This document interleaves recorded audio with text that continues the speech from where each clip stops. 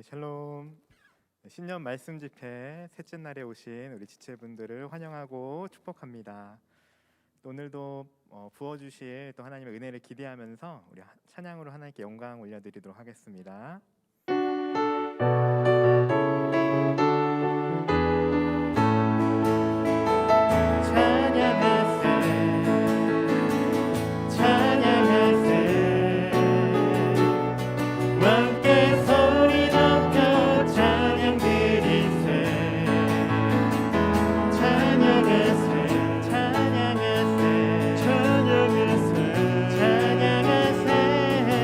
함께 소리 높여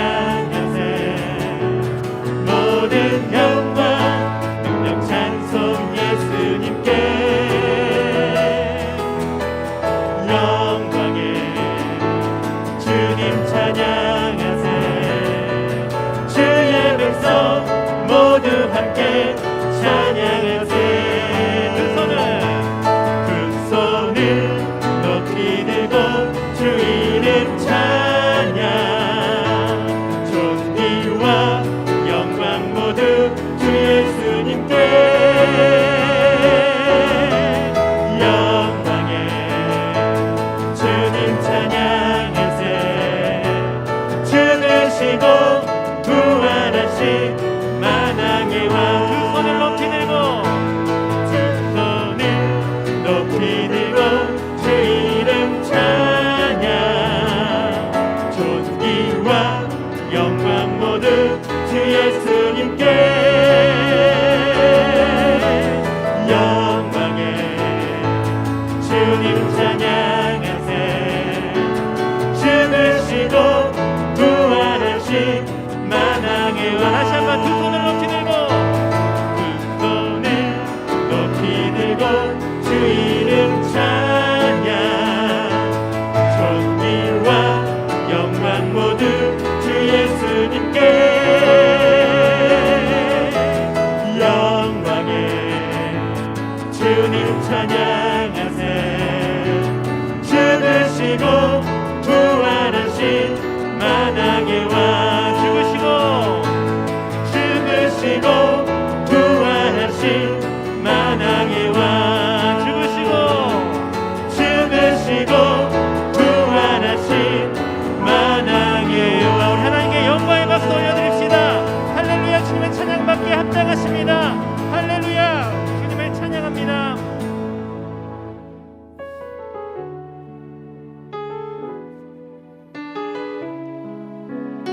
전능하신 하나님 그분을 높여드리기 원합니다.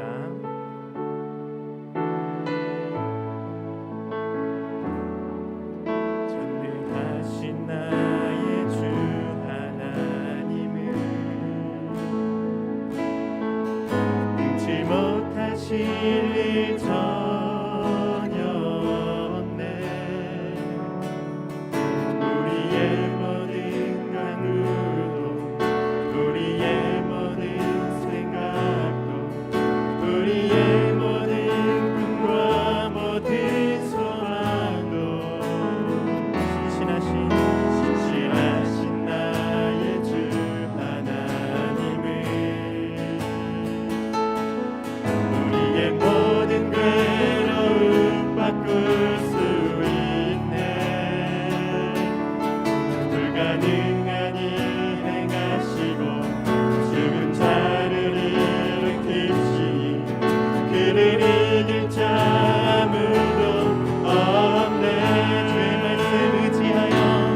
주의 말씀 의지하여 깊은 곳에 금을 던져 오늘 그가 놀라운 일을 이루시는 것 보라. 주의 말씀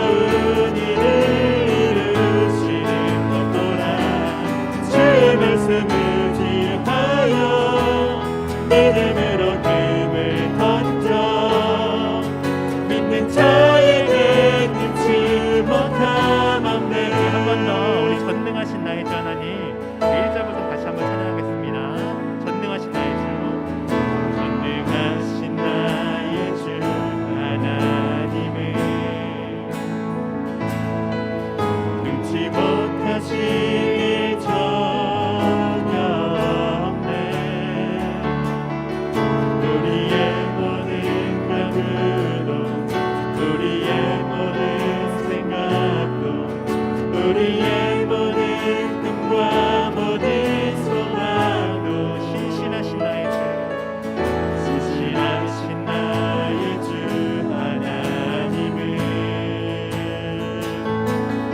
우리의 모든 괴로움 바꿀 수 있네. 아멘. 불가능한 일 행하시고 죽은 자를 일으키시니 그를 이길 자 아무도 없네. 아멘. 주의 말씀 의지하여, 주의 말씀 의지하여 깊은 곳에 금을 던져 오늘 그가 놀라운 일을 이루시는 것 보라. 주의 말씀 의지하여 믿음으로 금을 던져 믿는 자에게 능치 못함 없네. 주의 말씀 의지하여, 주의 말씀 의지하여 깊은 곳에 금을 던져 오늘 그가 놀라운 일을 이루시는 것 보라. 주의 말씀 의지하여 믿음으로 금을 던져 믿는 자에게 능치 못함 없네. 눈을 들어 주를 보라. 눈을 들어 주를 보라. 내 모든 염려 주께 맡겨라. 슬플 때에 주님의 얼굴 보라. 사랑의 주님 안식 주리라. 아멘. 눈을 들어, 눈을 들어 주를 보라. 내 모든 염려 주께 맡겨라. 슬플 때에 주님의 얼굴 보라. 사랑의 주님 안식 주리라. 눈을 들어, 눈을 들어 주를 보라. 내 모든 염려 주께 맡겨라. 슬플 때에 주님의 얼굴 보라. 사랑의 주님 안식. 우리 마지막으로 전심으로 찬양하겠습니다. 눈을 들어, 눈을 들어 주를 보라. 내 모든 염려 주께 맡겨라. 슬플 때에 주님의 얼굴 보라. 사랑의 주님 안식 주리라. 오늘도 우리가 눈앞에 놓인 그 상황과 환경에 그것을 묵상하여서 걱정하는 시간이 되는 것이 아니라 믿음의 눈을 들어서 하나님 말씀으로 우리의 마음으로 가득 채워져서 우리의 마음 가운데 무엇보다 하나님이 주시는 평강으로 가득 채워지는 시간 되게 달라고 같이 한번 기도했으면 좋겠습니다. 기도하시겠습니다. 하나님, 이 세상을 바라볼 때는 걱정과 근심뿐이지만 하나님, 우리가 믿음의 눈을 들어 하나님 말씀으로 시선을 옮기기 원합니다. 이 시간 하나님 말씀을 깨달을 수 있는 지혜의 영을 부어주시고 하나님 아버지 말씀을 통하여서 위로하여 주시고 말씀 속을 통하여서 하나님 평강으로 하나님 함께하여 주시옵소서. 우리 성도, 우리 지체분들 한 분 한 분 가운데 또 영상으로 보고 있는 모든 또 예배드리는 모든 지체들 가운데 하나님 함께하여 주셔서 하나님 아버지 평강의 하나님으로 임하여 주옵소서. 하나님 말씀을 깨달을 수 있도록 도와주옵소서. 주님 사랑합니다. 주님 감사합니다.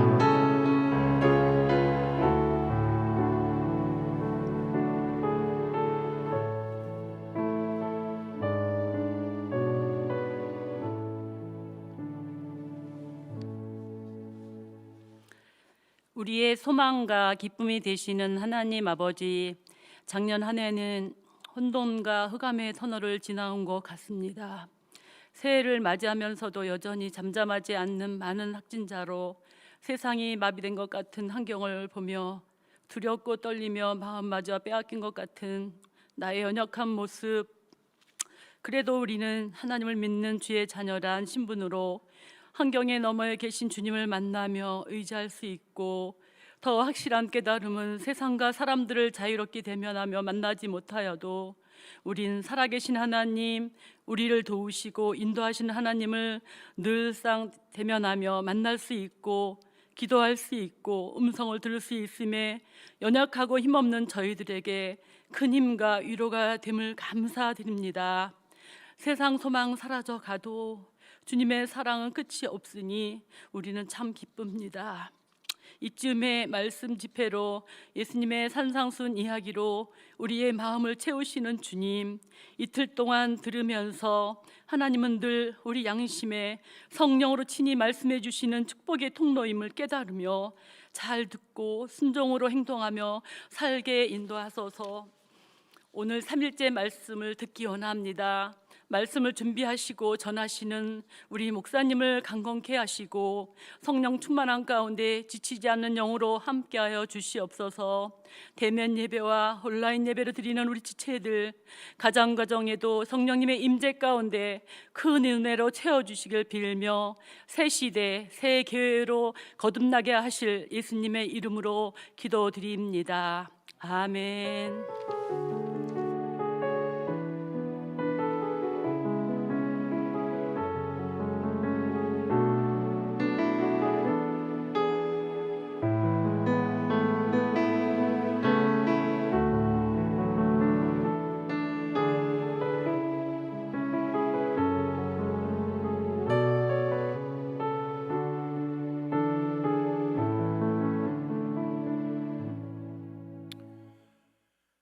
네, 할렐루야. 우리 산상수훈 이야기, 예수님의 산상수훈 이야기 오늘 세 번째 시간이 되었습니다. 영상으로 함께 하시는 우리 많은 지체들을 환영하고 사랑하고 축복합니다. 오늘은 우리 참치를 누가 받을까 먼저 정할 건데, 여기 통이 하나 있어서요. 총 10분을 뽑고 그 10분을 마지막 끝날 때에 발표하도록 그렇게 하겠습니다. 그래서 10분을 그냥 제가 쭉 뽑을 거고요. 그냥 나중에 뭐 이거 제가 근데 그냥 드리면 되겠는데 누구한테 주지? 자, 4명 한꺼번에 모이면 안 되니까 5, 6, 7, 8, 9,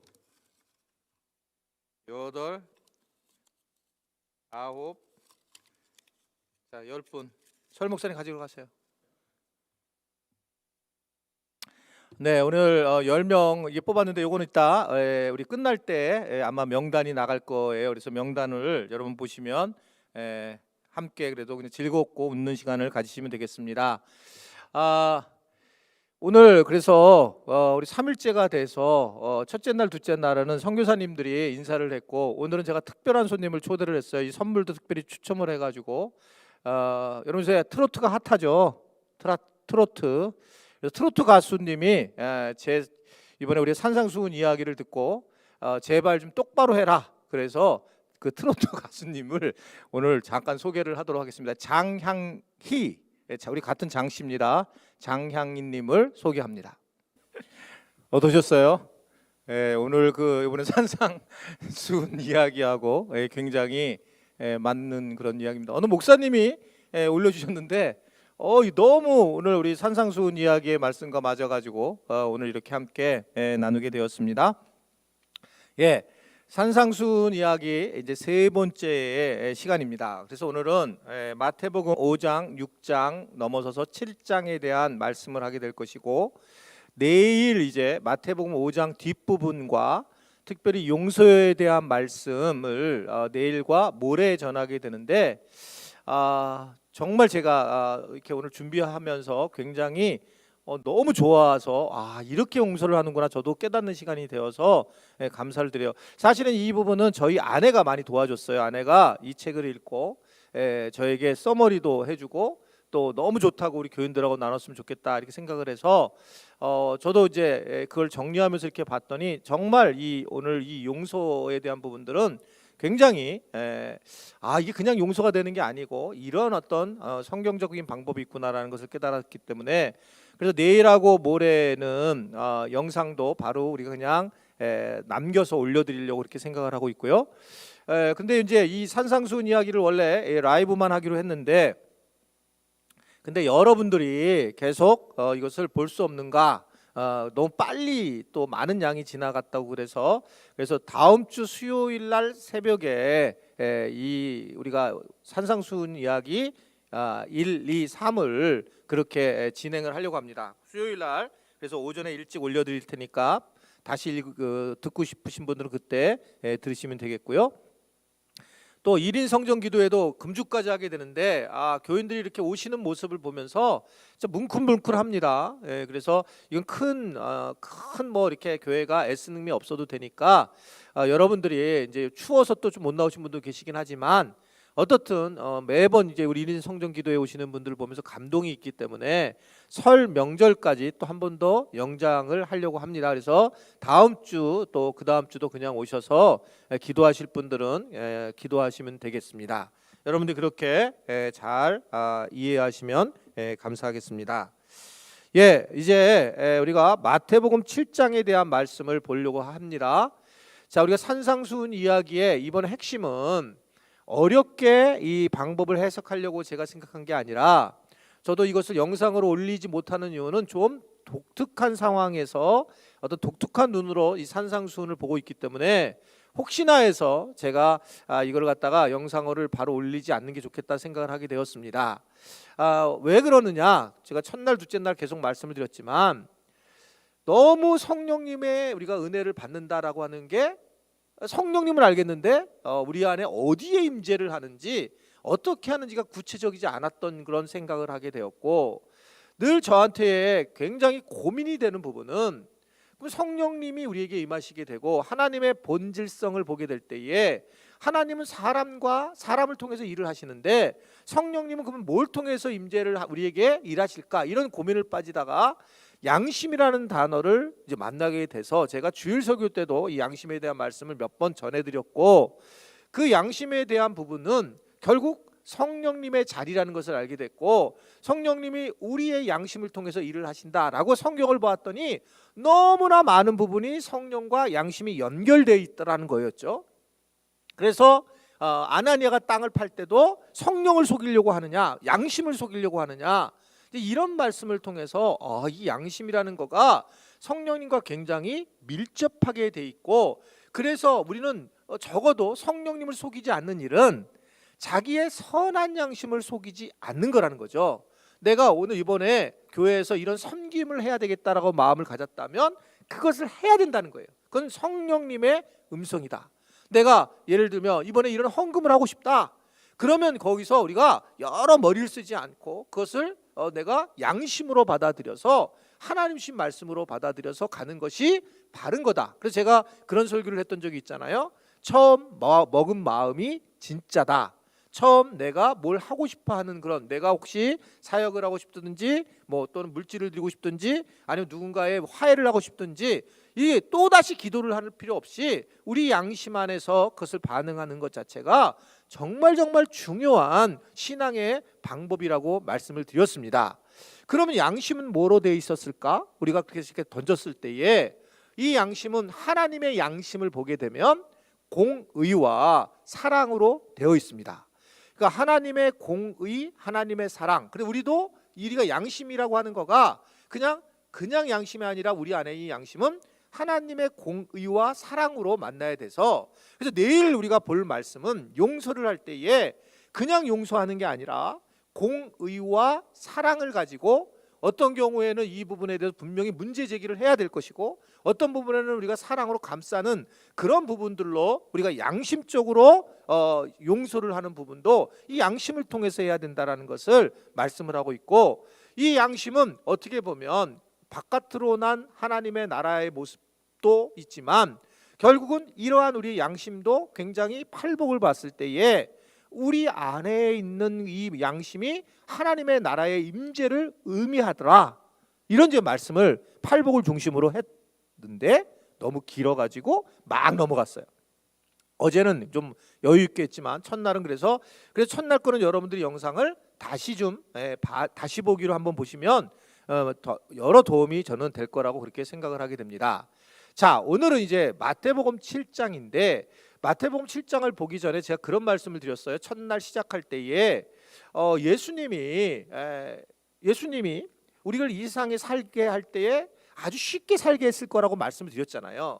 하나님의 임재나 하나님의 말씀이나 하나님이 우리에게 음성을 전해줄 때에 정말 어렵게 금식하고 막 우리가 주여 주여 외치고 그렇게 하나님이 우리에게 말씀하시지 않았을 것이다. 그래서 양심을 통해서 우리는 하나님의 음성을 들을 수 있을 것이다 라고 얘기를 했고, 또 쉬운 방법이 어떻게 살아야 됩니까? 우리가 어떻게 사람들과의 관계를 하고 우리가 이 세상을 어떻게 살아야지 성공적으로 살 수 있습니까? 라는 거에 대해서 우리가 결정한 게 아니라 세상 사람들이, 안 믿는 사람들, 믿는 사람들이 다 성경을 읽었는데 성경 전체에 골드가 있다는 거죠. 황금이. 성경 전체를 싹 했을 때 하나를 딱 빼내는 게 황금률이에요. 그냥 그게 뭐죠? 네가 대접을 받고 난 자 하는 대로 하나님에게 하고 사람들에게 해라. 이 얘기예요. 그래서 오늘 이 얘기가 나올 텐데 황금률이 가장 중요한 기준이에요. 그래서 여러분은 그냥 이번 산상수훈을 해서 기억이 안 남는 거라면 산상수훈의 황금률을 좀 딱 빼가지고 여러분들이 그냥 이 냉장고 앞에다 붙여놓으세요. 좀 예쁘게 해가지고. 그래서 이게 황금률, 이 산상수훈에서 황금률이 핵심인데, 이 산상수훈은 성서 중에 성서라고 말씀드렸잖아요. 예수님의 말씀 중에 최고의 말씀들만 모여 있는 곳인데 거기에서 또 하나를 우리가 챙긴다면 그게 황금률이. 그래서 내가 하여튼 누군가의 관계를 할 때 양심을 속이지 않는 방식은 내가 남에게 대접을 받고자 하는 대로 내가 남에게 대접을 하는 거죠. 내가 정말 예쁜 소리를 하게 되면 그쪽에서도 예쁜 소리를 한다. 이런 관계를 한다는 거죠. 하나님과의 관계도 마찬가지고. 자, 그런 면에서는 마태복음 7장 1절은 바로 알아차립니다. 황금률만 이해가 되면. 자, 1절 2절 말씀 시작. 비판을 받지 아니하려거든 비판을 하지 마라. 너희가 그 비판하는 그 비판으로 너희가 비판을 받을 것이요 너희가 헤아리는 그 헤아림으로 너희가 헤아림을 받을 것이니라. 이해되시죠? 황금률만 이해가 되면 이건 그냥 뭐 더 이상 설명할 필요가 없다는 거죠. 그냥 이게 그냥 이런 거라는 거예요. 너무 당연한 얘기라는 거예요. 네가 한 행동으로 똑같은 행동이 들어올 거다라고 하는 겁니다. 자, 문제는 이 비판은 누가 하냐면 우리의 자아가 해요. 그러니까 비판을 왜 할까라는 생각을 하셔야 돼요. 비판을 하는 이유는 정말 잘못됐을 때는 공의로 판단을 하는 건 너무 당연하지만, 그러나 대체적으로 개인적인 비판들은 자기하고 맞지 않을 때에 이제 비판을 하는 경우가 굉장히 많이 있어요. 자기의 욕심이 채워지지 않을 때, 그런 때에 우리는 가장 많은 비판을 하게 되고 그것을 의로 생각할 때에 이제 문제가 되는 것을 볼 수가 있습니다. 저는 비판이 잘못됐다고 보이지는 않지만 여러분들이 볼 때 목사님은 이것도 아니고 저것도 아니야 이럴 때 있잖아요. 동성애 설교를 할 때도 제가 동성애는 죄인데 동성애자는 사랑해야 된다라는 말씀을 전했고요. 또 WCC에 대한 이야기를 할 때도 저는 마찬가지였어요. 이 제일 중요한 거는 비판을 하기 전에 팩트 확인을 늘 중요하게 여겨야 돼요. 정말 동성애가 그 사람들에게서 나온 거냐, 진짜 타고난 거냐에 대한 의학적인 것들이 다양하게 나오는데, 저도 이제 성경적으로 볼 때 동성애가 죄라고 이렇게 하기 때문에 죄라고 결정을 짓고 싶지만 그래도 팩트를 보자는 거예요. 항상 이러한 부분을 우리가 뭔가 선과 악을 분별하고 비판할 때에는 선악과를 잘못하면 먹게 돼요. 그래서 이것에 대해서 우리가 시간을 가지면서 이것이 팩트가 정말인지 아닌지, 그렇지 않으면 생명을 죽여버립니다. 너무 무서운 거예요. 너무 무서운 부분이기 때문에 이 부분을 우리가 잘 이해해야 된다. 그러니까 비판을 하려고 할 때에 아예 비판 안 하는 게 좋고, 나도 그런 비판을 받으려고 하니까. 근데 비판을 하려고 하면 정말 그 부분을 잘 알아야 된다. 내가 하는 비판이 공의로운가? 아니면 사랑으로 하는 양심으로 하는 것인가? 아니면 내가 욕심이 있고 내 상처를 받아서 그래서 내가 비판을 하고 그러는 건가? 이걸 잘 정리 못하면 크리스찬으로 정말 사는 게 어려운 부분입니다. 여러분 오늘 보면 아예 비판을 하지 마라라고 얘기하는 거죠. 네가 그 헤아림으로 비판을 받는다라는 건데요. 야, 잘 한번 생각하세요. 이 비판은 우리의 영역이 아니에요, 사실은요. 비판은 하나님의 영역입니다, 이게요. 그 안에 한 사람을 보면 그 사람이 이렇게 행동을 취했을 때 수많은 스토리가 들어가 있어요. 절대로 우리가 볼 때 내가 생각한 쪽만 이렇게 것이지 그 사람이 그 행동을 했을 때 이해하지 않은 행동과 말을 했을 때 수많은 얘기가 거기에 있는데 최종적으로 이 비판을 하는 것은 바로 하나님의 영역이다. 그래서 우리 교회가 제일 많이 깔려 있는 게 뭐냐? 그렇게 제가 많이 얘기했잖아요. 우리 교회가 가지고 있는 밑바탕의 가치는 그것은 사람을 있는 그대로 그냥 그대로 본다는 거예요. 거기에 뭐 판단하거나 비판하는 게 아니라 그대로 본다. 이것은 매우 중요한 영성의 핵심입니다. 제가 이걸 어디서 알게 됐냐면 이 트레스 디아스라고 하는 영성 훈련을 3박 4일 가서 하는 훈련을 봤는데 그때 저희 서울연동께서 이걸 만들었어요. 이 트레스 디아스라고 하는 영성 훈련을 그때 참여를 했는데 그걸 공부하면서 제가 느꼈던 부분이 뭐냐면 색깔을 인정하는 것이 가장 중요한 영성이구나. 가장 탁월한 영성은 그 사람을 그대로 인정해 주는 거예요. 그 사람을 해가 되지 않는다면 그냥 인정해 주는 것이 가장 중요한 부분이다. 비판을 하지 않는 겁니다. 비판이 나오지 않는 거예요. 그러니까 비판한다는 의미는 내 안에 자아가 나왔다는 거예요. 근데 성령의 임재를 가지고 내가 비판을 하게 될 때에 양심으로 비판하는 경우가 있어요.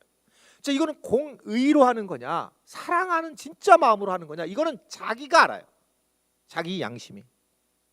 그러니까 비판을 할 때에 내가 진짜 해야 된다고 생각할 때 이거는 정말 공의로 문제가 돼 있다. 이거는 정말 공적인 교회로서의 문제가 있다라고 내 양심이 못 견뎌서 성령이 말씀하시기 때문에 하는 경우도 있겠죠. 근데 이것은 거의 하나님의 영역인데 내가 이 판단을 해서 하는 경우에는 정말 조심해야 된다라고 하는 것을 말씀을 하는 겁니다. 이게요, 비판은 시간이 지나면 나중에 다른 사람에게서 꼬죠. 특히 이제 여러분 부모님에게 한 왜 효를 다하게 되면 자녀도 그 효를 다하지만 아주 분명하죠. 자녀를 부모님에게 함부로 대하면 자녀도 최종으로 가서는 그럴 수밖에 없어요. 여러 논리가 피고 지금은 말이 통해서 이야기를 하고 있지만 나중에 가보면 결국은 그럴 수밖에 없습니다. 그것이 우리가 성경에서 눈이 깔려 있는 그러한 부분이고 이 3, 4대가 저주가 계속 임한다라고 그렇게 신명기가 말씀을 하고 있잖아요. 자, 그래서 1절, 2절은 그런 말씀이고요. 3절부터 5절의 말씀 시작. 어찌하여 형제의 눈 속엔 티는 보고 내 눈 속에 있는 들보는 깨닫지 못하느냐? 보라, 내 눈 속에는 들보가 있는데 어찌하여 형제에게 말하기를 나로 내 눈 속에 있는 티를 빼게 하라 하겠느냐? 외식하는 자여, 먼저 내 눈 속에서 들보를 빼어라. 그 후에야 밝히 보고 형제의 눈 속에서 티를 빼리라 라고 말씀하고 있습니다. 자, 여기에서 마지막 특별히 부분에 외식하는 자여라고 얘기를 하죠. 외식은 우리가 마태복음 5장 6장에서 계속 예수님이 하신 말씀은 외식하는 사람들의 특징은 율법주의로 흐르는 사람들인데 이런 사람들은 자기를 드러내려고 하는 사람들이란 거죠. 그러니까 이렇게 외식하는 자, 율법주의에 빠져서 신앙생활하는 사람들은 의미가 하나도 없고 좀 이따 이제 보게 되면 천국도 갈 가능성이 없다는 거예요. 천국도. 그러니까 내가 무슨 섬김과 내가 뭔가 애를 쓰고 하나님의 영광을 드러내지 않고 내 알을 드러내려고 만약에 하게 되면 아무 의미가 없다는 거예요. 기도 아무리 해도 소용이 없어요. 두렵습니다, 사실은요, 이거요. 열심히 하는 분들은 너무 죄송한 거예요.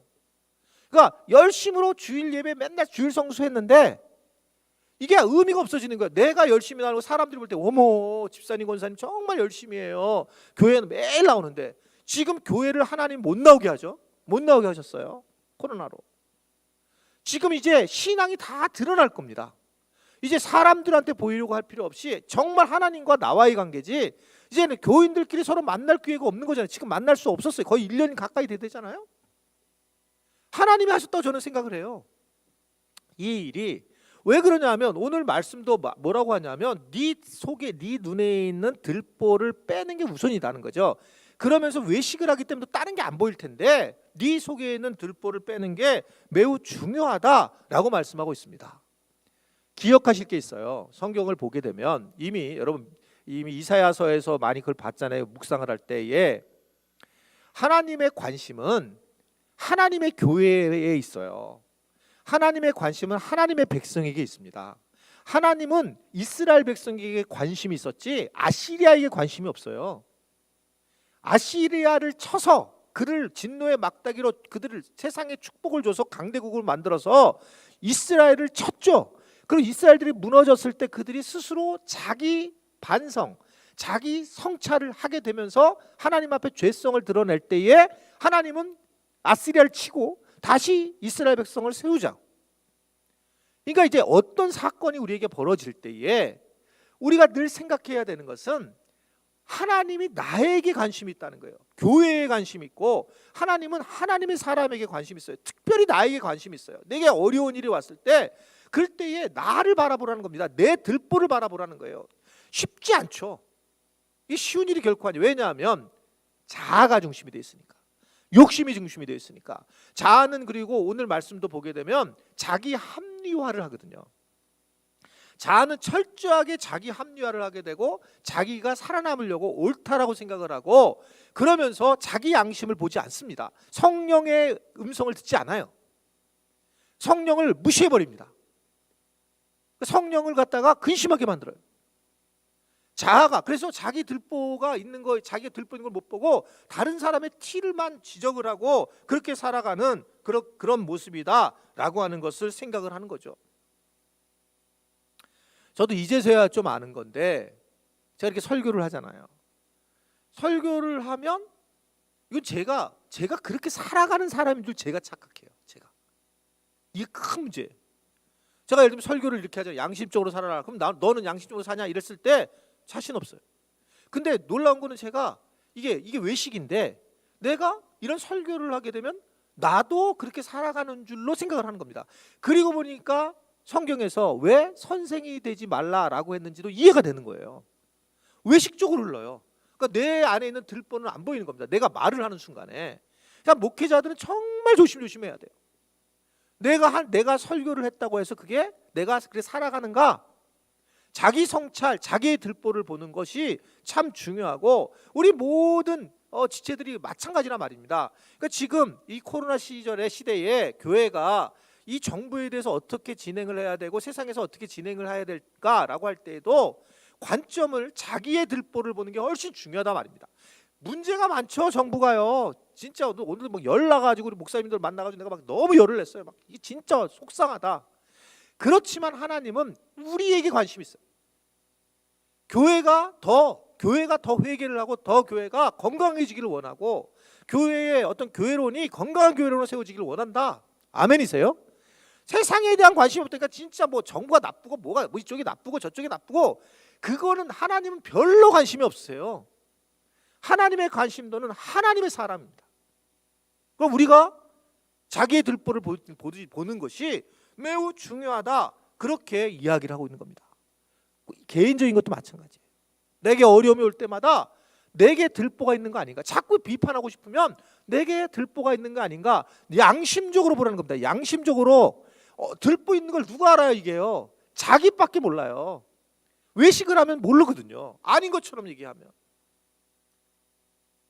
6절 시작. 거룩한 것을 개에게 주지 말며 너의 진주를 돼지 앞에서 던지지 말라. 그들이 그것을 밟고 들이켜 너희를 찢어 상하게 할까? 염려 좀 해봐. 염려할 게 있다는 거예요. 우리가요. 뭘 염려하냐면 선한 양심을 가지고 우리가 살아가려고 하잖아요.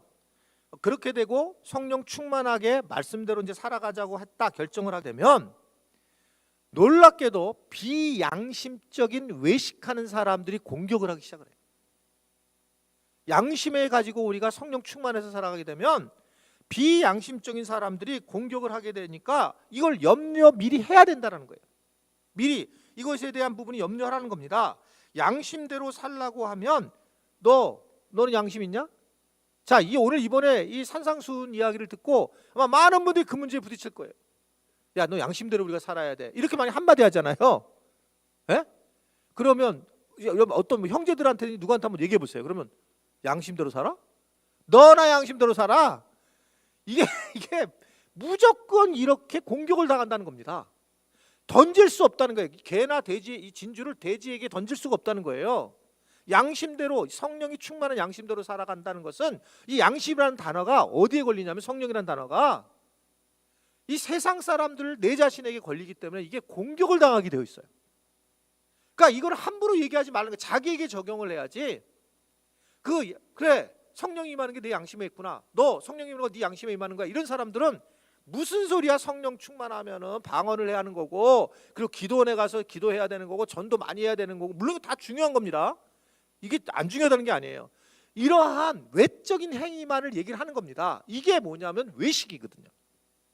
스스로 성령이 내게 내 양심적으로 금식을 하게 하고 기도원에 가서 기도하게 하고, 그것이 성령의 인도함을 따라서 양심으로 내가 사역을 하고, 아멘이세요? 그러면 이 사람은 정말 바르게 신앙생활을 하는 거예요. 근데 내가 내 안에 자아를 중심으로 내가 그 일을 행하는 거예요. 외식을 하려고. 그러면 이것이 세상에 있는 것들을 우리가 이러한 마음을 던지게 되면 세상의 것들은 우리를 짓밟을 거라는 것입니다. 양심으로 사는 사람을 짓밟을 거라는 거예요.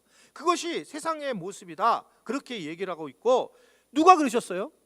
예수님이에요.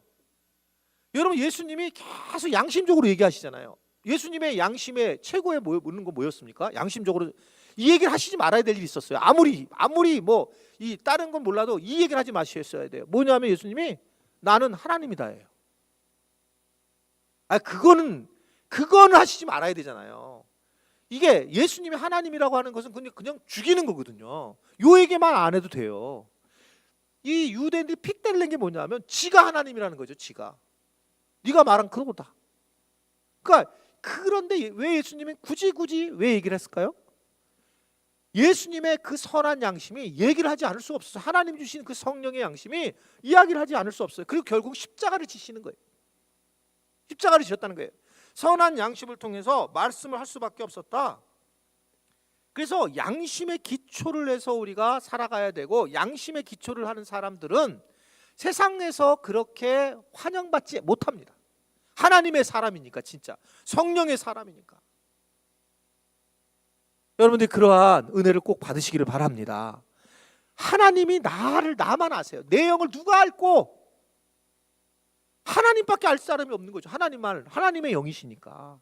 그러니까 내가 이것을, 나와 하나님, 내 양심이 그걸 알고 있어요. 그러니까 이것만 정하면 어디 가든지 하나님을 만나고 어디 가든지 하나님 앞에 하나님의 말씀대로 행할 수 있어요. 내가 정말 성령 충만해서 양심이 예민해지면. 그런데 좀 이따 보겠지만 상을 받는 거 또는 좋은 것으로 채워주시는 거, 이런 게 다 뭐냐면 하나님의 그 성령이 내 안에 이 양심에 임하면서 명확해진다는 거예요. 그게 진짜 좋은 것이에요. 정말 그런가? 성령인가? 곧 나올 거예요. 이 부분에 대해서. 자, 7절부터 11절의 말씀. 7절부터 시작. 구하라, 그리하면 너에게 주실 것이요, 찾으라, 그리하면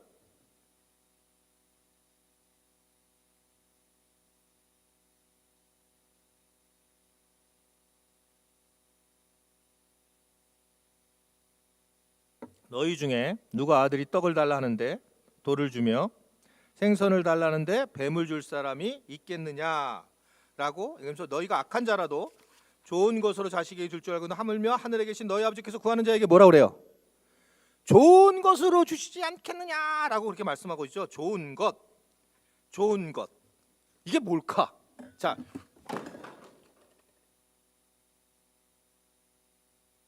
기도를 했는데 좋은 것으로 주신다는 거예요. 기도를 했는데 좋은 것이 뭐지? 제가 기억나세요?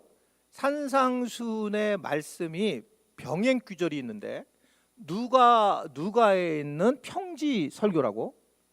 자, 누가복음에 이 이야기가 비춰지는 부분이 있는데 누가복음 11장 13절의 말씀을 보시면 정확합니다. 자, 시작.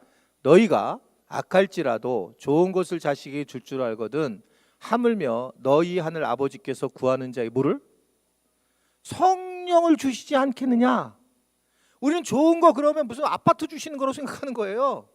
그런데 분명하게 말씀하시는 것은 성령을 주시지 않겠느냐라고 말씀하고 있는 거예요. 여러분, 성령이 좋은 거란 말입니다. 그러니까 이게 오늘 말씀하신 것은 구하라, 뭐 문을 두드려라, 이거는 뭘 얘기하고 있냐면 하나님의 성품이 얘기해요. 하나님의 성품. 하나님의 성품 중에 사랑의 성품이에요. 하나님은 우리의 마음을 알기 때문에 우리가 악하고 그래도 우리에게 구할 때 하나님이 주시더라. 그냥 자식이 주는 것처럼 우리에게 주는 거, 이게 하나님의 사랑의 마음이 어떤가를 우리에게 보여주는 말씀입니다. 여러분, 구한다고 다 받으셨어요? 기도했을 때? 이건 내 입장에서의 지금 우리가 성경 해석을 하는 거잖아요.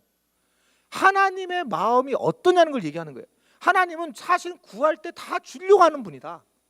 문을 두드리라고 할 때 다 주고 싶은 마음을 갖고 있는 그러한 양심을 가진 그러한 성령의 은혜를 가지고 계시는 그분이시다. 이 말씀을 하고 있는 겁니다. 그래서 좋은 것을 주지 않겠느냐라고 하는 것은 결국 너희에게 성령이 임하게 되고 너희가 그 양심을 따라 신앙생활을 바르게 하는 것이 가장 귀한 거야. 가장 좋은 것은 성령이시다. 성령이시다. 성령 받으면 땡이냐? 땡이다는 거예요.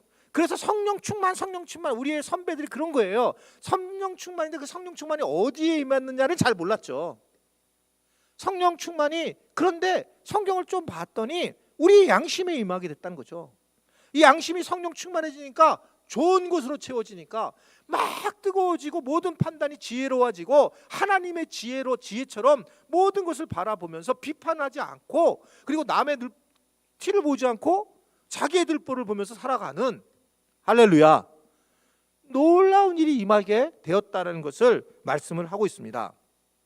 성령을 주신다는 것은 선한 양심을 우리에게 주셨다는 것을 의미하는 거예요. 그래서 의식주가 아니라는 겁니다. 성령이면 끝이기 때문에, 성령은 왜냐하면 하나님의 나라가 우리 안에 임하는 거기 때문에, 성령은 하나님의 나라의 임재를 얘기하고, 예수님이 하나님의 나라의 임재를 말씀하셨을 때 물론 물질적으로 세상적으로 하나님의 나라가 퍼져나가는 것도 중요하지만, 이미 여러분이 제가 하나님 나라 설교를 했던 적이 있잖아요. 하나님의 나라가 우리의 마음, 양심 안에 있다라고 하는 걸 얘기를 해요. 그게 누가복음 17장 20절과 21절의 말씀을 보세요. 자, 읽어보겠습니다. 시작. 바리새인들이 하나님의 나라가 어느 때까지 임하니이까 묻거늘 예수께서 대답하여 이르시되 하나님의 나라는 볼 수 있게 임하는 것이 아니요 또 여기 있다 저기 있다도 못하리니 하나님의 나라는 너희 안에 있다는 거예요. 그러니까 하나님의 나라는 관계적인 거고, 하나님의 나라는 우리 인간적 사람적인 거예요. 교회도 그래서 사람이라고 하는 거예요. 건물이 아니라. 하나님의 나라가 결국 우리 안에 임하게 되어 있다. 그래서 성령을 바라봐야 되고, 성령으로 하지 아니하고는 모든 것이 다 자기의 의가 나오기 때문에 결국은 바리새인처럼 외식하는 자가 될 수밖에 없고, 결국은 심각한 상황으로 갈 수밖에 없다. 그럼 반드시 목사님 성령 받아야 되겠네요. 아멘입니다. 오늘 가족끼리 듣는 분들이 있는데, 특별히 남편분들 중에서도 듣는 분들이 계실 줄 아는데요, 나는 왜 예수님을 잘 못 믿을까? 나는 정확하게 이해가 안 되지. 우리 아내는 자꾸 이해가 돼가지고 막 눈물 들리고 그러는데 왜 나는 안 그렇지? 성령을 못 받아서 그래요. 그럼 목사님 성령 받으면 됩니까? 맞습니다. 성령을 그래서 간절히 구해야 돼요. 성령이면 우리가 성령을 통해서 해야지만 모든 것이 완벽하게 우리가 살아갈 수 있는 것이지, 성령으로 아니하고서는 할 수 없다. 그래서 이 하나님의 나라도 성령을 통해서 우리에게 임하게 되어 있다. 그래서 내 안에서 성령님의 임재가 되면 하나님의 나라가 내 안에서 임하게 되고, 이것이 우리 지체들 관계끼리에서도 임하게 되고, 그래서 성령의 열매는 뭐예요? 성령의 열매는 돈과 물질과 우리의 욕심을 채우는 게 아니라 바로 사랑, 희락, 자비, 양성, 충성, 온유, 절제, 이런 것들은 다 뭡니까? 다른 사람들의 관계를 하면서 나타나는 열매예요. 아멘이세요? 교인들이 그냥 없으니까 여기 아멘이세요. 그럼 아멘하는 사람들이 별로 없어가지고 다음에 그 어디 저기 텔레비전 나오니까 막 가짜 음성도 막 틀어주고 그러더라. 그리고 내일은 좀 아멘하는 거 좀 영상에 틀어줘야 될 것 같아. 내가 힘이 없네 아주 그냥. 어떻든 간에 이 부분에서 우리가 야 그렇구나. 하나님은 기도하실 때 기도에 응답을 해주시는 성품을 갖고 있단 말입니다. 하나님은 그렇게 사랑이 많으신 분이에요.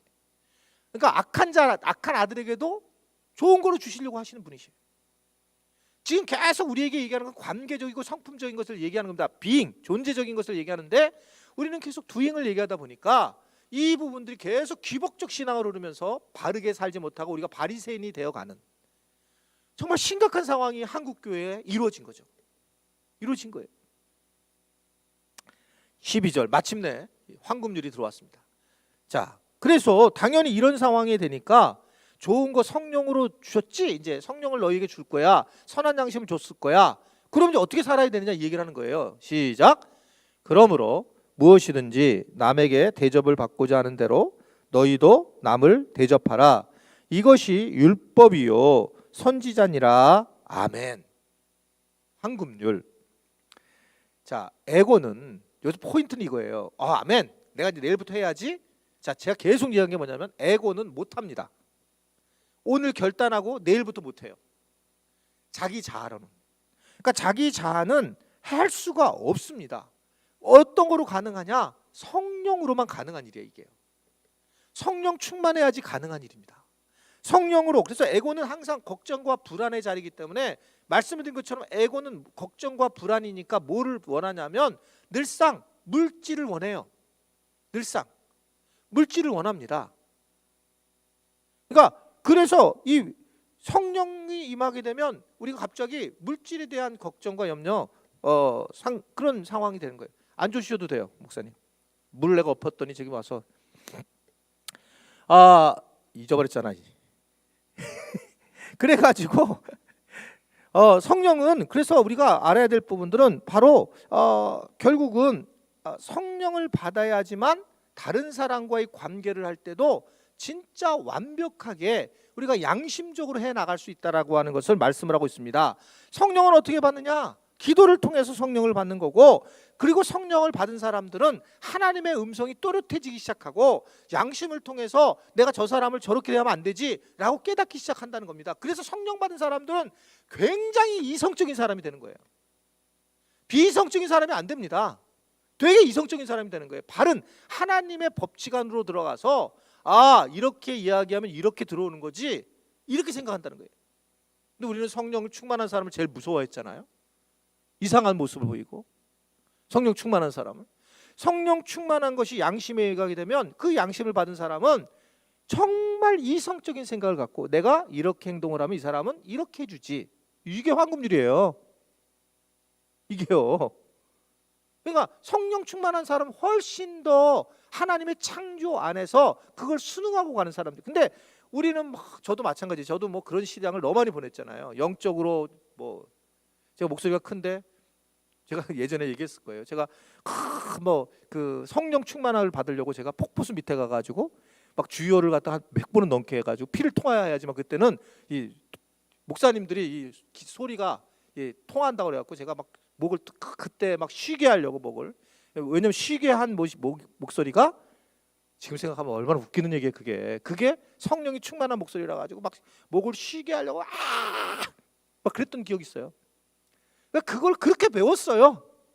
이걸 누가 뭐라는 게 아니라 그게 나는 성령 충만한 모습이라고 생각했단 말입니다. 근데 오늘 말씀은 성령 충만한 거는 남에게 대접을 받고자 하는 대로 남을 대접하는 거야. 아멘이십니까? 그렇게 살라는 거예요. 그게 생활선교사예요. 생활선교사. 근데 내가 여기에 좀 막 속상하고 상처가 있고 누가 나한테 상처를 가해서 내가 지금 마음이 너무 힘들어서 용서를 해야 되는 상황이 됐을 때가 어려워지니까 내일과 모레는 이 황금률을 완전하게 하기 위해서 우리가 용서에 대한 부분을 보겠다. 정말 용서에 대한 부분을 좀 더 깊게 이틀 동안 말씀을 만나겠다라고 그렇게 보고 있는 겁니다. 결국은 이러한 것들이 그러면 야 이거 그러면 옛날 율법하고 다르네. 옛날에는 율법을 지키는 거가 외식하는 걸 지키는 거잖아요. 지금도 유대인들이 여기에 뭐 머리를 갖다 자르는 것도 안 자르고 그다음에 뭐 안식일날 딱 지키는 그게 율법인 줄 알았더니 이게 그럼 율법 자체가 바뀌었네? 예스. 그래서 오늘 바로 로마서 13장 9절과 10절에 보면 이렇게 얘기를 합니다. 시작. 간음하지 말라, 살인하지 말라, 도둑질하지 마라, 탐내지 말라 한 것이라. 그 외에 다른 계명이 있을지라도 내 이웃을 내 자신과 같이 사랑하라 하신 그 말씀 가운데 다 들었느니라. 사람은 이웃에게 악을 행하지 아니하나니, 예, 악을 안 행하는 거예요. 사랑은 막 껴안아주는 게 아니라 악을 안 한다는 거라니까요. 그럼 사랑이 그래서 율법의 완성이에요. 사랑은 자리가 어느 자리라 그랬어요? 양심의 자리. 양심으로 사랑을 하고 그리고 악을 행하지 말라는 거예요. 비판하거나 판단하지 말아라. 이 말씀을 하고 있는 거예요. 예수님은 대놓고 얘기하시죠. 요한복음 13장 34절과 33절 시작. 새 계명을 너희에게 주노니 서로 사랑하라. 내가 너희를 사랑한 것 같이 너희도 서로 사랑하라. 너희가 서로 사랑하면 이로써 모든 사람이 너희가 내 제자인 줄 알리라. 사랑하라는 겁니다. 그러면서 새 계명이 너희에게 임했다. 새로운 계명이에요. 새로운 계명은 우리가 성령이 우리 안에 임하게 되고 양심이 우리한테 임하면서 양심적으로 성령을 통해서 사랑하는 것. 그냥 사랑하는 것은 안 돼요. 지금 제가 포인트가 그거예요. 그냥 사랑하라. 그래서 내가 사랑했을 때 자아로 사랑하게 되면 어떻게 된다고요? 외식이 된다니까요. 누군가 도와주러 가는데 자기가 드러나려고 사랑하는 거예요. 이 말씀을 잘 이해하셔야 돼요. 사랑하라 아멘 했는데 자기의 자아를 가지고 사랑을 하는 거예요. 이것은 욕심입니다. 자기를 드러내려고 하는 외식입니다. 예수님이 그렇게 싫어했던 바리새인과 서기관들이 가지고 있는 의예요. 그러니까 이 부분에 대해서 우리가 산상수훈을 잘 이해해야 되고 말씀을 잘 이해해야 되는데 결국은 선한 양심에서 나오는 율법이 새 계명이에요. 선한 우리 이 양심에서 나오는 율법이 새 계명. 내가 지금 성령으로 다른 사람을 사랑하려고 하는 모습이 그걸 보고 예수님은 새 계명이네 이렇게 우리에게 너희에게 준다. 하나님 사랑과 이웃 사랑을 하는데 성령으로 우리에게 임한 이 양심을 통해서 사랑해야 된다. 네가 머리 통밥 째가지고 네가 계산해가지고 사랑하면 저 사람이 나한테 어떻게 할까? No, 사랑 아니다. 이 얘기를 하는 겁니다. 마가복음 12장 28절부터 31절의 말씀. 자, 시작. 서기관 중 한 사람이 그들이 변론하는 것을 듣고 예수께서 잘 대답하신 줄을 알고 나와 묻되 모든 계명 중에 첫째가 무엇이니까? 예수께서 대답하되 첫째는 이것이니 이스라엘에 들으라. 주 곧 하나님은 유일한 주시라. 내 마음을 목숨을 다하고 뜻을 다하고 힘을 다하여 주 너희 하나님을 사랑하고 이웃을 사랑하는 거다라고 얘기하고 있습니다. 사랑하는 거다는 겁니다. 그래서 하나님이 내게 주신 사랑, 그 사랑을 하는 것이 굉장히 중요하다. 그러니까 이게 쉽지 않아요. 성령으로 우리에게 양심으로 임했는데 이거 쉽지 않습니다. 그래서 굉장히 잘 이 율법을 지켰던 이 제가 연속 얘기하죠. 3일째 청년 이야기. 그 청년이 율법을 잘 지켰단 말이에요. 완벽했단 말입니다. 그래서 예수님이 자랑스럽게 왔는데 노라는 거죠. 네 양심에서 이웃을 사랑하는 것이 있는데 네가 사랑을 하니 양심적으로? 성령의 임재가 임해서 네가 새 계명으로 사랑하는 거야? 그랬을 때 양심에 오히려 쑥 들어가가지고 자기가 재물이 많아서 떠나는 거예요. 슬픈 얼굴을 띠고. 이게 우리의 모습일 수가 있습니다. 그래서 쉽지 않아요. 그러니까 그 다음 절에 뭐라고 나옵니까? 쉽지 않으니까 13절 14절 시작. 좁은 문으로 들어가라. 멸망으로 인도하는 문은 크고 그 길은 넓어 그리로 들어가는 자가 많고 생명으로 인도하는 문은 좁고 길이 협잡하여 찾는 자가 적다. 에고를 이기기 어렵습니다. 우리 자아를 이기기 이게 죄성이거든요.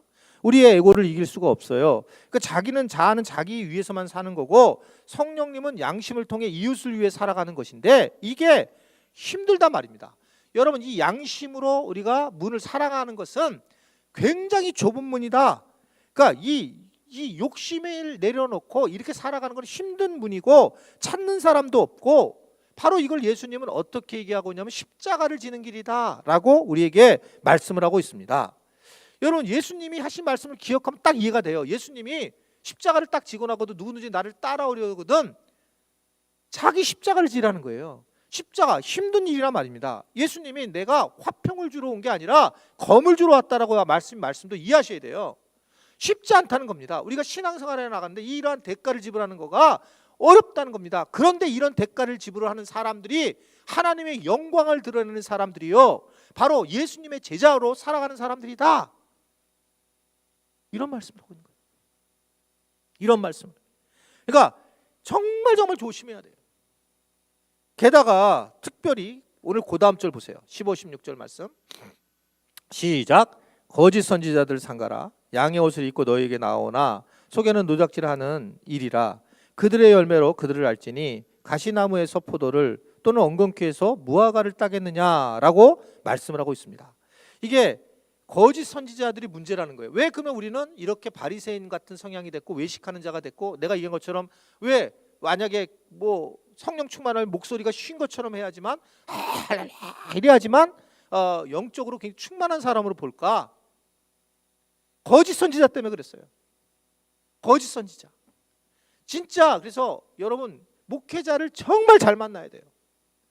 이건 제가 담임 목사인데, 제가 담임 목사잖아요. 제가 담임 목사인 제가 그렇게 얘기할 수밖에 없을 정도로 너무너무나 정말 중요한 자리고 너무나 무서운 자리입니다. 그래서 제가 양의 탈을 쓰고 그럴 수 있는 수도 있다는 겁니다.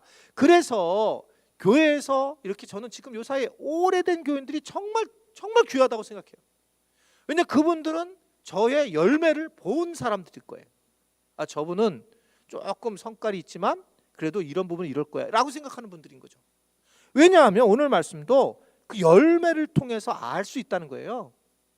같은 나무에서 같은 열매만 나올 수밖에 없다, 그렇게 이야기를 하고 있는 것이고, 우리가 사실은 수많은 게 속았어요. 제가 계속 우리 교회에서 많은 걸 바꾸고 있잖아요. 한국 교회에서 못하는 일을 바꾸고 있잖아요. 그랬을 때 왜 그러냐면 속았다는 느낌을 너무 받는 거예요. 제가 나 속았구나. 성경을 조금만 더 깊이 가도 이게 아닌데 너무나 그렇게 그냥 끌고 가가지고, 당연히 그 교회 부흥 때문에 그분들도 모르셨겠죠. 그래서 이게 잘못된 열매를 맺었구나라는 생각할 때가 많이 있습니다. 제 개인적으로. 17절부터 20절의 말씀. 자, 시작. 이와 같이 좋은 나무마다 아름다운 열매를 맺고 못된 나무가 나쁜 열매를 맺나니, 좋은 나무가 나쁜 열매를 맺을 수 없고 못된 나무가 아름다운 열매를 맺을 수 없느니라. 아름다운 열매를 맺지 않는 나무마다 찍혀 불에 던져지느니라. 이러므로 그들의 열매로 그들을 알리라. 자, 이게 무슨 뜻인가 라고 할 때 마태복음을 보면 12장 33절과 35절에 보면 조금 이해하기 쉽습니다. 자, 마태복음 말씀 읽겠습니다. 시작. 나무도 좋고 열매도 좋다 하든지 나무도 좋지 않고 열매도 좋지 않다 하든지 하라. 그 열매로 나무를 아느니라. 이 독사의 자식들아, 너희는 악하니 어떻게 선한 말을 할 수 있느냐? 이는 마음에 가득한 입으로 말함이라. 선한 사람은 그 쌓은 선에서 선한 것을 내고 악한 사람은 그 쌓은 악에서 악한 것을 내느니라. 이게 무슨 소리예요? 그러니까 결국 우리 안에서 양심에서 나오는 선한 자리에서 나오는 성령님의 그 자리에서 나오는 그러한 모습들은 나중에 보면 열매로 나타나고 관계에서 나타난다.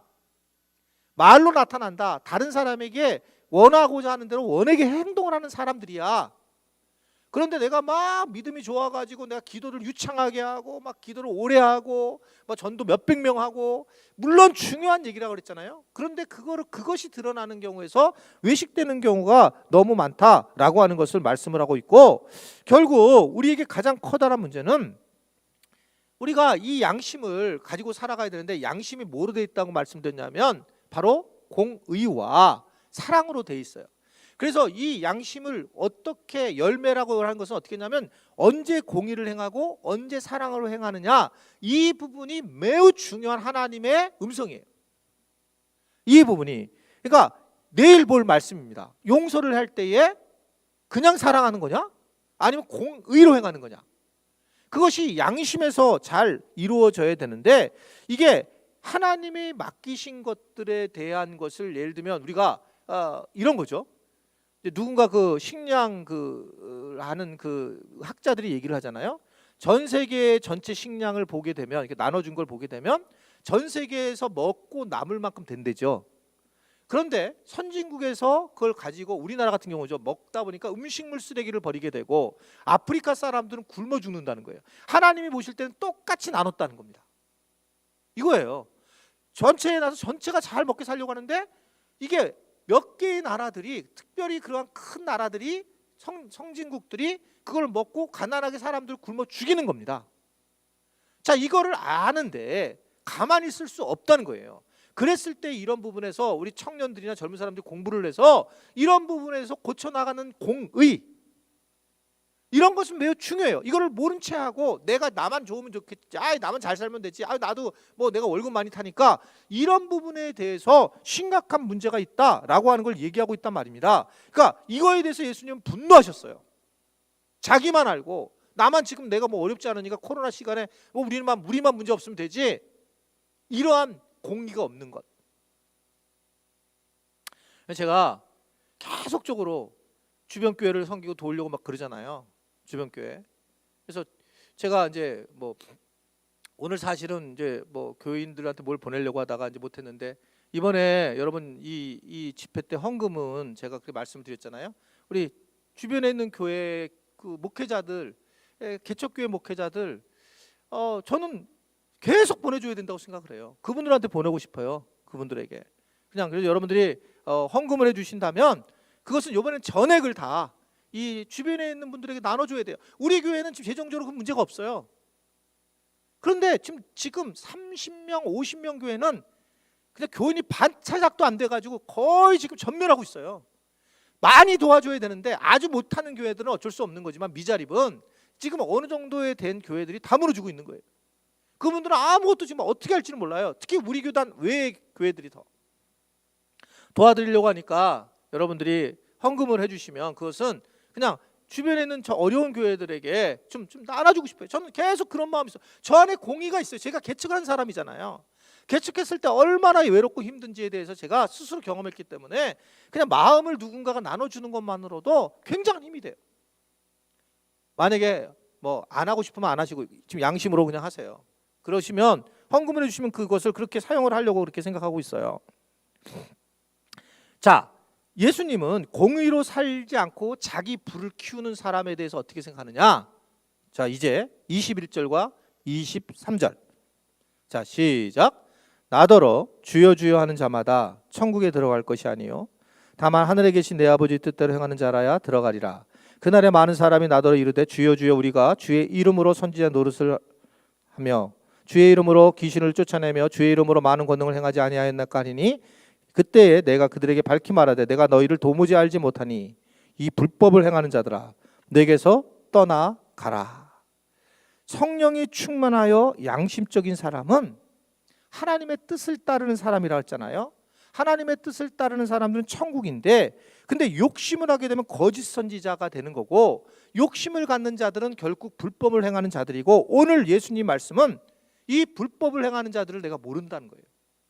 너무 심각한 거예요. 이거는요, 내가 욕심으로, 자아의 욕심으로 섬기고 자아의 욕심으로 내가 행하게 되면 난 모른다, 넌 거짓 선지자야, 이 얘기를 하고 있는 거예요.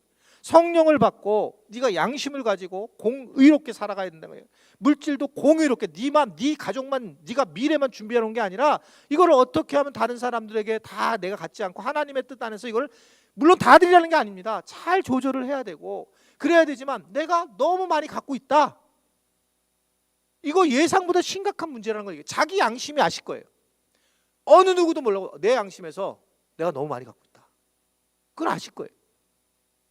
그 얘기를 하는 겁니다. 지금 구체적인 얘기는, 그래서 힘들다 그랬잖아요. 이 좁은 문이라고 그랬잖아요. 좁은 문이라고. 그러니까 어렵고 힘든 일이다라고 하는 것을 말씀을 하고 있는 부분입니다. 여러분, 예수님이 이 땅에 오신 이유는 뭐냐면 바로 이러한 하나님의 양심을 구현하기 위한 거예요. 자, 요한복음 14장 6절과 7절의 말씀을 보면, 자, 시작. 예수께서 이르시되 내가 곧 길이요 진리요 생명이니 나로 말미암지 않고는 아버지께로 올 자가 없느니라. 너희가 나를 알았더라면 내 아버지도 알았으리로다. 이제부터는 너희가 그를 알았고 또 보았느니라. 예수님은 뭘 보여줬냐면 예수님의 양심을 보여줬단 말입니다. 예수님이 어떤 양심으로 살아갔는지 성령이 드러내는 것을 계속 보여줬단 말입니다. 그리고 이 예수님을 통해서만 이 선한 양심을, 이 성령이 주신 이 양심을 통해서 아버지께로 돌아갈 수 있다라고 하는 것을, 즉 예수님이 충실한 아버지 채널이라는 걸 말씀을 해요. 그러면서 이 땅에서 어떻게 공의를 행하셨고 사랑을 행하셨는지를 모델링으로 보여줬고, 그것이 내가 길이고 내가 진리다. 예수 그리스도를 통해서 우리가 선한 양심을 배워야 한다. 그 선한 양심을 행할 때에 천국을 가는 거다. 아버지께 가는 거다. 이 말씀을 하고 있는 거예요. 요한복음 4장 34절의 말씀 보면 더 구체적으로 말씀을 하죠. 사마리아 여인한테 시작.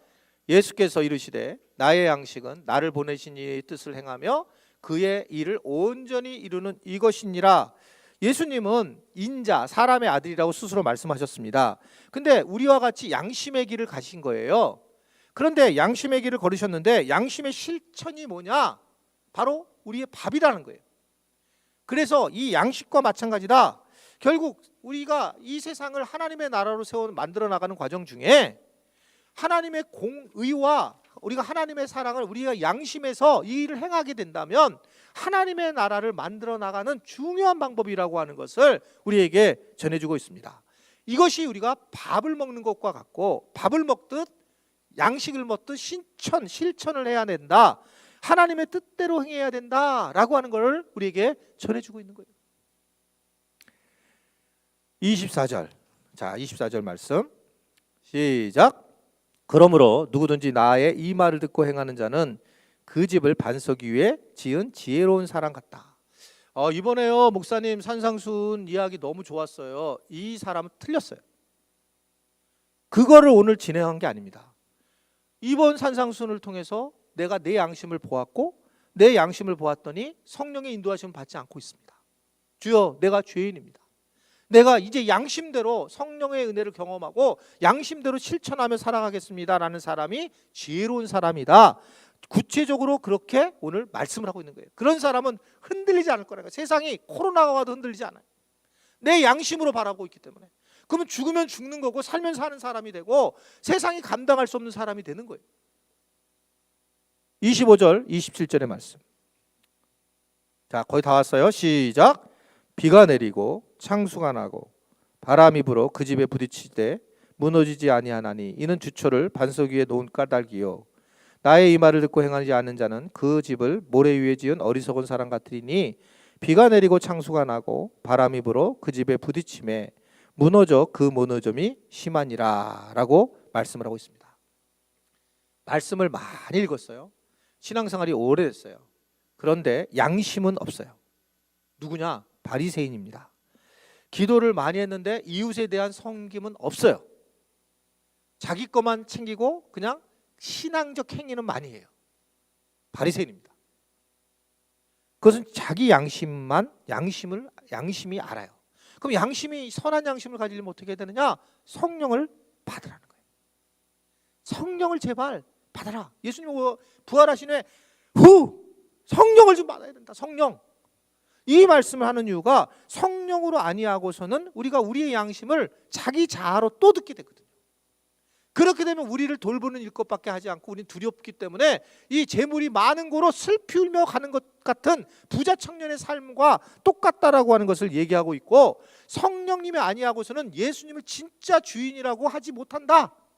성경이 우리에게 말씀을 하고 있고, 결국 예수님을 믿으면 성령이 내 자리에 있는데 내 자리에 어디에 자리를 잡느냐? 양심의 자리를 잡는다. 그래서 이 양심의 성령이 임재하신 분들은 어떤 상황이 와도 양심이 이야기를 하고 성령이 말씀을 하기 때문에 결코 상황에 흔들리지 않는다라고 하는 거예요. 그래서 하나님은 좋은 것으로 우리에게 좋은 것으로 또는 선물로 우리에게 성령을 주시는 거예요. 좋은 것을 주셨다고 해서 성령 충만하게 하셨다라고 하는 것을 말씀하고 있는 것이고, 그러면서 여러분, 그러면서 우리는 뭘 얻을 수가 있습니까? 그러면서 우리가 자유를 얻을 수 있는 거예요. 자유가 그냥 나온 게 아니에요. 바로 양심을 통해서 성령을 통해서 나온 자유, 이게 진짜 자유라는 거예요. 그래서 오늘 보면 요한복음 8장 31절 32절, 요한복음 8장 시작. 그러므로 예수께서 자기를 믿는 유대인들에게 얘기를 하는 거예요. 뭐라고 그래요? 너희가 내 말에 거하면 참으로 내 제자가 되고 진리를 알지니 진리가 너희를 자유롭게 하리라. 자유가 임하는 게 맞는데 그 자유는 너 혼자 자유로 하는 게 아니라 양심의 자유를 의미하는 거예요. 네가 내 말에 거할 때에, 즉 우리가 예수님의 말씀에 거하고 그래 맞아 내 성령이 내 양심을 지배하게 되는 게 우선이야. 그리고 우리가 어떤 일을 해도 상관이 없어요. 여러분들이 어떤 일을 해도 상관이 없어요. 성령이 내 양심에 임하게 돼서 내가 이 성령의 말씀에 예민하게 될 때에는 어떤 일을 해도 상관이 없다. 어떤 일을 해도 그게 진짜니까요. 그게 뭐가 그게 뭐 어떤 행동을 하는 게 뭐가 아니라 그런 사람들이 진짜 하나님의 사람이다. 그러니까 이런 소리를 들어본 적이 없는 거예요. 누가? 이 유대인들이. 그래서 마지막 절 28절 29절에 뭐라고 그래요? 오늘 28절 이게요. 놀라운 얘기를 하는 거예요. 이게 7장 마지막 절입니다. 시작. 예수께서 이 말씀을 마치심에 무리들이 뭐라고 그래요? 그의 가르침에 놀라니 이는 그가 가르치는 것이 권위 있는 자와 같고 그들의 서기관들과 같지 않더라. 아멘이세요? 다르더라는 겁니다. 다르더라. 삶을 다르게 살아가더라. 한 얘기를 10분인데 5분 정도만 더 하고 마치도록 할게요. 한 얘기를 예화를 하나 하고 준비된 말씀이니까 제가 설교 중에도 몇 번 얘기했지만 저는 저희 어머니를 되게 존경을 해요. 저희 어머니는 무학이십니다. 근데 한글도 모르셨던 분이신데 저희 어머니는 성경을 그 1학년 국어 노트 있잖아요. 거기에 이제 성경을 누가 써줘요. 이 청년들이. 그럼 그걸 보고 큰 글씨를 보고 이제 성경을 읽겠다고 이렇게 읽으면서 암송을 하면서 글씨를 성경을 암송하면서 한글을 뜨신 분이세요. 정말 어떻게 생각하면 있을 수 없는 분이신데 저는 왜 어머니를 되게 신앙인으로 존경을 하냐면 어머니를 이렇게 겨울에 이렇게 저희 누나들이 이제 어머니가 혼자 과부시니까 그 어머니한테 이제 옷을 해주셨어요. 이 옷 굉장히 좋은 옷을. 저는 지금 내가 이걸 잊어버리지 않고 설교도 몇 번 썼어요. 근데 그래서 제가 어머니랑 같이 어디를 갔어요. 이 화학동이라고 하는 영미다리를 건너왔는데 육교를 동묘 있는 데를 그 육교를 기억을 해요. 제가요. 어머니랑 한겨울에 가는데 어머니가 딱 처음 입은 옷이에요. 딱 봤는데 거기에 거린 한 분이 앉아 계시는 거예요. 그리고 딱 보더니 어머니가 그분이 막 떠니까 그냥 그 자리에서 아무 생각도 안 하세요. 그 자리에서 그냥 그 좋은 옷을 쓱 벗어서 이렇게 그분한테 딱 입히는 거예요. 어린 나이에 제가 너무 충격을 받았어요. 그냥 새 옷이에요, 새 옷. 저랑 같이 어디를 막 시장을 갔는지 어디를 간지 모르는데 그리고 어머니가 추우니까 집에 가서 딴 옷 입고 오자고 저랑 손잡고 다시 갔는데 누나들이 난리가 난 거죠. 나보러 막 때리면서 근데 왜 지금 생각 왜 때리는지 몰라 누나들이 막 때리면서 네가 어머니 못 지키고 그걸 어머니가 주면 어떻게 되냐 그래서 내가 또 혼자 막 뛰어가서 달라고 그 그지한테 달래려고 갔더니 이 사람도 웬떡이 하고 그냥 가지고 없어졌어. 근데 저한테는 내 인생에 큰 엄청난 양심의 빛을 우리 어머니가 주신 거죠. 제 평생 최고의 양심의 빛이에요. 그분은 어머니는 늘 처리한 분이세요. 늘 처리하는데 처리하러 끝 맞췄다면 저는 어머니를 비인격적으로 얘기했을 거예요. 근데 어머니는 그러한 행동을 한 거예요. 양심의 빛을 비춰서 성령의 인도하심에 따라 그 일을 행한 거예요. 근데 그 빛이 내게 임하는 걸 내가 느끼는 거예요. 얼마나 그것이 저한테 기쁨인지. 그게 양심의 빛이에요. 그것은 세상 사람들이 가르치는 것과 다른 겁니다. 이러한 사람들이 뭐냐? 크리스찬들이고 이러한 사람들이 성령 충만한 사람들이 뭐 계속 방언만 하고 뭐 목소리 크고 목이 쉬고 이런 게 아니라 말입니다. 정상적으로 살아가는 사람들. 오늘 말씀을 잘 기억하십시오. 황금률을 기억하셔야 돼요. 그래서 정상적으로 남에게 대접을 받고 오는 자 하는 대로 남을 대접하는 사람들이 성령 충만한 사람들이요 양심에 비추어 사랑과 공의를 가지고 살아가는 사람들이고 이런 사람들은 때로는 그래서 의로 행하기도 하고 사랑으로 행하기도 하는 그런 세상을 정말 빛으로 드러내는 그런 사람들이 바로 성령 충만한 사람들이라는 것을 여러분 분명히 믿으시기를 주님의 이름으로 부탁을 드립니다. 예, 우리 찬양 하나 오늘 하고 싶었어요. 괴로울 때 주님의 얼굴을 보라 라고 하는 찬양 하나 하고 제가 잠깐 기도하고 마치겠습니다. 찬양하면서 오늘 말씀을 잘 생각하시면 좋겠습니다. 자, 여러분들이 성령님을 기억하시면서 가슴으로 생각하시면서 영상이지만 요 찬양하고 우리 잠깐 기도하고 마치겠습니다. 괴로울 때 주님의 얼굴 보라. 괴로울 얼굴 보라 평화의 주님 바라보아라 세상에서 시달린 친구들아 위로의 주님 바라보아라 아멘. 눈을 들어 주를 보라 내 모든 염려 주께 맡겨라 슬플 때에 주님의 얼굴 보라 사랑의 주님 우리 우리 중간에 눈을 들을 때 그 눈을 들어가 이제는 어떤 마음을 가지냐면 양심의 눈을 들어 주를 보라는 우리가 그 생각하면서 찬양을 한 번 더 했으면 좋겠습니다. 2절 양심의 눈을 들어 우리가 주를 바라보자 힘이 없고 내 마음 연약할 때 힘이 없고 내 마음 연약할 때 능력의 주님 바라보아라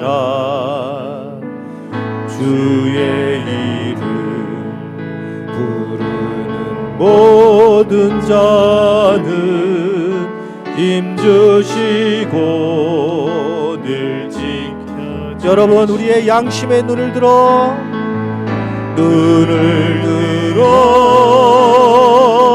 주를 보라 내 모든 염려 주께 맡겨라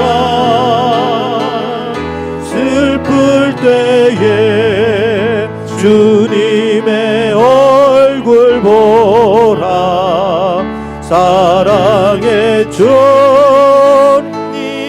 눈을 들어 주를 보라 눈을 들어 주를 보라 내 모든 염려 주께 맡겨라 슬플 때에 주님의 얼굴 보라 사랑의 주님 안식 주리라 하나님 아버지 내가 지금 믿음 생활을 어떻게 하는지 오늘 이 산상수훈 예수님의 이야기를 통해서 아마도 그 양심에 하나님께서 계속 말씀하신 줄로 믿습니다. 하나님 내가 거짓 선지자를 만나서 때로는 이것이 신앙생활인 줄 알고 자기 의의를 드러내려고 신앙생활을 했던 것이 있다면 이제 주님 앞에 고하오니 용서하여 주시고 이제는 우리가 이 산상수훈 이야기를 다시 들었사오니 우리 안에 양심 안에 성령님의 임재를 우리는 원합니다. 비록 이 길이 좁은 길이지만 내가 주님을 바라보고 사람을 살리는 일로 예수님의 제자로 세워나갈 수 있도록 우리를 붙잡아 주시고 인도하여 주시기를 원합니다. 하나님 영상으로 비록 이것을 듣고 또한 기도를 하고 있지만 하나님 이분들을 성령께서 붙잡아 주옵소서. 이렇게 살아가지 않게 하시고 외식하지 않게 하시고 지금까지 한 신앙생활이 정말 억울하지 않도록 주님이 모른다고 할까 봐 심히 두렵습니다. 주님 우리가 겸손하게 우리의 양심을 우리가 분명히 밝혀서 성령 충만한 삶을 살고 사랑과 공의를 전하는 우리 모든 지체들이 되도록 은혜와 은총을 베풀어 주옵소서. 이 저녁 늦게까지 이 말씀을 듣고 참여하며 말씀에 반응하는 귀한 지체들에게 성령 충만하게 하시고 양심의 빛이 임하도록 은혜 베풀어 주옵소서. 이제는 우리 주 예수 그리스도의 은혜와 하나님 아버지의 놀라우신 사랑하심과 성령의 교통 역사 인도하심이 오늘 말씀을 들은 자들 말씀을 전한 자들 모두에게 우리에게 하나님의 영광이 임하도록 주님이 축복하여 주옵소서.